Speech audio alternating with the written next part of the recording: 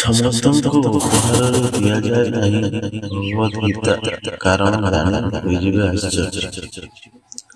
ସାଧାରଣତଃ ଆପଣ ଦେଖିଥିବେ ଯେ ଲୋକମାନେ କୌଣସି ନା କୌଣସି କାର୍ଯ୍ୟକ୍ରମରେ କିମ୍ବା ପାର୍ଟିରେ ପରସ୍ପରକୁ କିଛି ନା କିଛି ଉପହାର ଦେଇଥାନ୍ତି। କିଛି ଲୋକ ବହୁତ ଭାବପ୍ରବଳ ହୋଇଯାଆନ୍ତି ଏବଂ ସେମାନେ ଭଗବାନଙ୍କ ମୂର୍ତ୍ତି କିମ୍ବା ଭଗବତ ଗୀତା ଉପହାର ଦିଅନ୍ତି। କିଛି ଲୋକ ଏହାକୁ ଠିକ ବୋଲି ମାନିଥାନ୍ତି ଏବଂ କିଛି ଲୋକ ଏହାକୁ ଭୁଲ ବୋଲି ମାନିଥାନ୍ତି।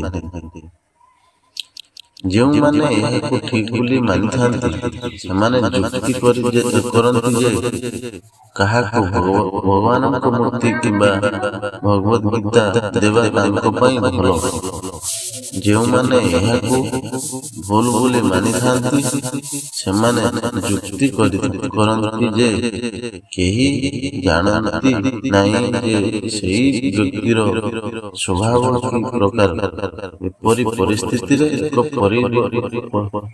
ପବିତ୍ର ମୂର୍ତ୍ତି ଦାନ କରିବା ଏକ ଭଲ କଥା।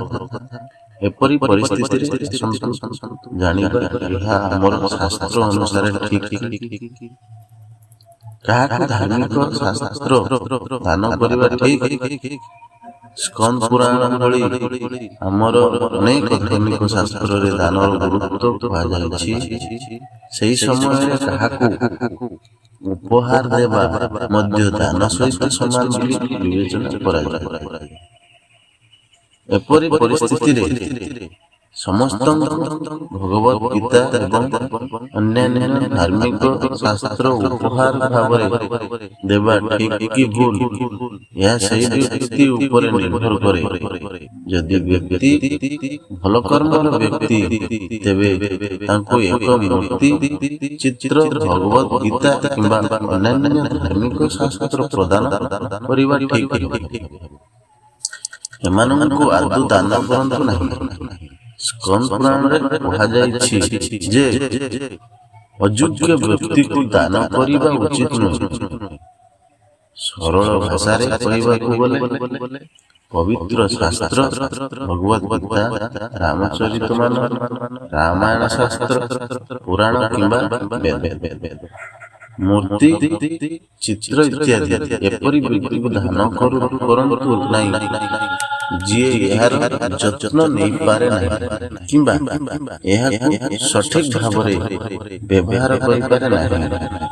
ଭଗବତ ଗୀତା କିମ୍ବା ଭଗବାନଙ୍କ ମୂର୍ତ୍ତିକୁ ପବିତ୍ର ବୋଲି ବିବେଚନା କରାଯାଏ।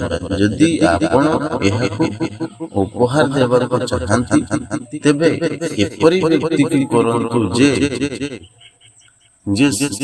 ସାତ୍ୱିକ ଏବଂ ଧାର୍ମିକ। ଏହା ସହିତ